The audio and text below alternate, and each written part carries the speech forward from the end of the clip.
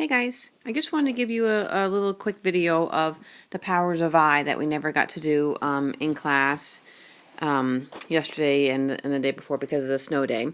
So this is not something that you have to go through. It's just kind of a little extension of I, and I always do put a bonus question on the test about it. And I had already made your test before that snow day, so I did put one on there. So it's up to you if you want to just kind of, the video is only about 5 minutes long.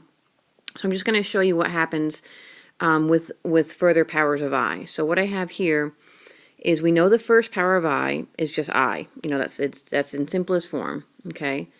And then we know by definition we figured out that I squared, the simplest form of that is -1. So there's the first two powers of I.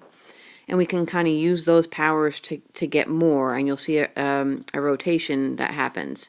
Okay, so let's say I'm looking at I to the third power. If I already know these two things, let's just kind of think of I to the third. We want to write it in terms of stuff we already know. So I could write I to the third as I to the second times I. I mean, that's the same thing. If you use laws of exponents, that would be the same thing as I to the third. And the reason I do this is because I know these two powers. I know that this right part right here is equal to -1. And then I is the simplest form is I is itself. So I won't fill in anything there. So in lowest form, that's the third power of I. Oops, sorry, I forgot my negative in front of there. So the simplest form of I the third is -I. Okay, so I'm just going to circle, like this is the simplest form of the first power. This is the simplest form of the second power. This is simplest form of the third. Okay, and then let's look at the fourth power of I. Okay, so again, let's use things that we already know. So the easiest way to rewrite I the fourth would be I the second times itself. Okay, and I'm writing it with those two because I know what each one of those are. Each one of those are -1s. Okay, so in lowest form, the fourth power of I is 1. So you see this repetition that it goes imaginary, real, imaginary, real.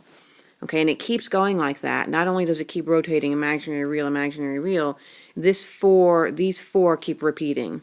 So if I went and did the same thing for I the fifth, it would come back to the first power of I. I the sixth would come back to the second power of I. I to the seventh would come back to the third power of I. I to the eighth would come back to the fourth power. So you can kind of keep doing that. So every fourth power of I repeats. Okay, so that helps you find actually higher powers of I without really doing all the work. So let's just say I wanted to find, let's say I to the 100th. Okay, so the first thing I want to do is I want to figure out where in the rotation is it, the first, second, third, or fourth place in that rotation. Since 100 is divisible by 4, this will complete a rotation and would come back to 1. But let's say you were doing like I to the 103. Okay, so I kind of have to figure out when the last, if that is divisible by 4, and if it's not, I have to figure out really what the remainder was for the last one that was divisible by 4. So we know that I the 100 was divisible by 4, so that completed the rotation. So this would be 3 spots after that, okay? So then this would be the same thing as I the third, so this would be -I. Okay, and that would be in lowest form. So you can kind of use those 4 to figure out any power of I by just figuring out where in the rotation of 4 it is, by figuring out the remainder.